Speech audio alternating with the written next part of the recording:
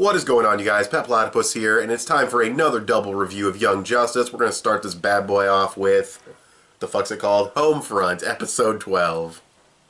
This was a pretty intense episode. You have Robin and Artemis, pretty much they come home from Gotham City to the cave. Or maybe not home, but, you know, they go to the cave, and it turns out everything is shit right now. Just everything is just on fire or underwater, and everything is just fucked, and they're fighting these two people who they don't know who they are, but they're running from them, they're shooting fire, they're making fire tornadoes, and everything is flooding, they have to blow holes through walls. The cave gets fucked up in this episode. It's not like a fucking bomb hits it and blows the side of it open or anything, but it gets pretty fucked up on the inside, and it was pretty cool, it was pretty intense. You know, you got like the one female robot, before you know it's a robot, walks in all on fire, silhouetted and shit. It was pretty fucking cool, and I definitely wanted to know who they were up against and what was going on. And I think this storyline, it probably ties into the, you know, infiltrator that they supposedly have, who, I've said it's probably Artemis. I've also thought maybe Red Tornado because he's a robot. I've thought, you know, there's always that possibility, but I never really put too much stock in it. But I think that's probably the case at this point. Because Artemis in this episode, totally in private, has like a speech to herself about how this is her new family and she wants to protect them. And I really don't think she would, like, what was she trying to fool? Like a security camera? Like all of those were destroyed. So there's no reason for her act to, you know, like in private, there's no reason for her to fucking, you know, do that. So I'm thinking it's Red Tornado. Could be somebody else. Except when Red Tornado was checking the robots that looked just like him, like a little electric shock hit him, and then he like activated into like evil mode. So I don't know what was going on there. I liked the ending too. Fucking Superboy and Wally just talking a whole bunch of shit about how they could totally escape, and you know, Kryptonians don't even breathe air, and fucking I could just fucking do my molecule thing and get out of here in a second. Like, the shit talking they were doing was really funny. And Megan and him sucking face throughout the beginning, and it seems like they haven't told anybody about their relationship, and I don't, because it's gonna do that cliche thing where Wally's gonna find out and get all mad because he likes her, and I don't know, it'll blow over because, you know, they're not gonna stay mad at each other, so I hope they don't spend too much time on that eventual plot point. But yeah, it was still a really entertaining episode. Animation, as always, was great. Music was great. Artemis's character got a lot of, I guess, development. I'm not too sure. I mean, yeah, because we got some backstory for her. We find out that this Cheshire character we've been seeing is her sister. I'm not sure why they look so different. I guess Asian mom and white dad, I'm assuming. But, yeah, we see little Artemis as a baby, not a baby, as a toddler. Or a little older than that, probably. She's probably like maybe 10 or something. And Cheshire, I don't know if they said her real name, but she leaves, and it's obviously her. They never like outright say that that's Cheshire, but it is. I mean, you know, the voice, she says, "I'll disappear like the Cheshire Cat." I mean, it's the same character. And, yeah, like a little bit of an interesting backstory for her. There's still definitely more to be told. And, I am very curious, you know, what's gonna unfold in the future as far as Artemis being a part of the team and what she, you know, doing there, because she says they're like her family now, so I don't know if it was supposed to be that she was a double agent and then decided I like these guys too much, or if it was Red Tornado the whole time. I don't know what's going on. The fucking Illuminati motherfuckers got their hands in everything, so it's really unpredictable, which I like. And yeah, it was just a really good episode. Really good choreography on the fight scenes, really intense. I'm very curious to see how the next episode's going to tackle things, because Red Tornado's gone, the whole cave is like wrecked from like wall to wall and shit, and it'll just be very interesting to see how things go. So yeah, that's pretty much all I have to say. Oh, and we also saw Barbara Gordon. We saw Batgirl. It wasn't Batgirl, but she was going to Gotham Academy. Her name was Barbara. She was a redhead. It was Batgirl. So that was cool. Cool little cameo there. That's a character I think could totally get expanded on. I don't know about the other high schoolers that look like Cyborg, and I should have looked up her name, whatever the fucking Wasp knockoff character is, or for all I know is in DC First, I have no idea, but yeah, whoever they are, probably nobody, probably just nothing, but this is a character I definitely think will get expanded on. We may see a Batgirl in the future. Maybe not, but, you know, be cool if we did. That's pretty much all I have to say, though. It's a good episode. It's an intense episode. It sets up a lot of things, especially Red Tornado leaving, I think is really, really cool. So, yeah, I'll see what happens in the next one. So, with all that being said, I'd probably give this one a solid 8. I think it's a very good episode of Young Justice. I really enjoyed it. I watched it yesterday, so it's a little hard to say. But, yeah, now I'll move on to episode 13.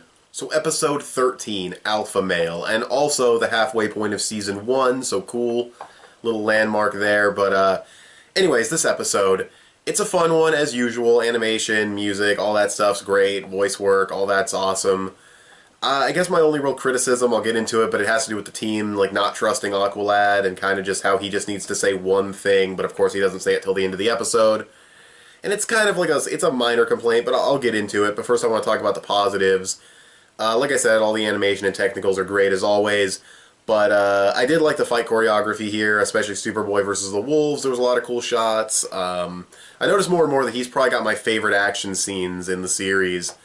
They always put a smile on my face when I see him, like, this one wolf jumps on him, he punches it, and you just kind of see it go off into the background and hit a tree. It looks really cool, the way it's done, and yeah, he probably has the standout action scenes, but everybody has really cool fights, so, I mean, that's not really saying much. The villain this time I have seen before.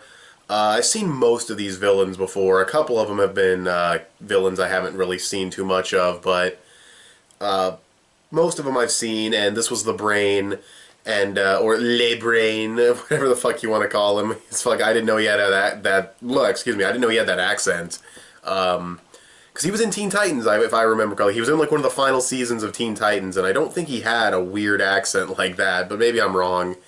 But I saw the gorilla with the Gatling gun, and I was like, that's the Brain, right? Like, he has a gorilla sidekick, I think, and yeah, it was. And, yeah, all the, oh my god, I can't believe I lost the word. The animals, duh. Fuck me. The animals had collars just like the collars at the prison, so that ties in with Hugo Strange becoming the warden, probably, and that means that this dude probably is working for the Illuminati, so it's interesting.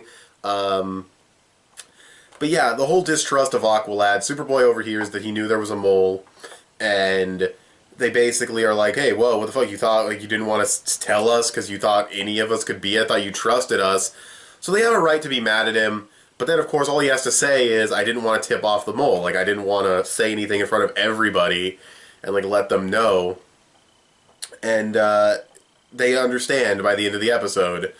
This, of course, this is after he shows proper leadership skills, and this is after they've been mad at him and kind of cooled off a little. So, I don't know. It's just, it's okay. It's a minor thing. It's just, obviously he had a good reason for doing this, and all he needs to do is say what his reason is, but they all just storm off. But Shazam, or Captain Marvel, he tells him, you know, you gotta take charge like Batman does. And he does. You know, he says, yeah, I'll step down as leader, but for now I'm the leader, so listen the fuck up. And it was cool. And I loved Captain Marvel. I really liked...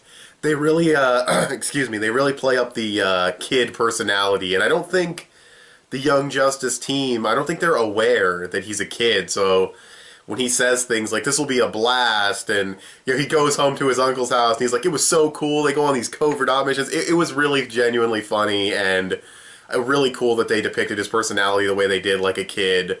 So yeah, I really liked that.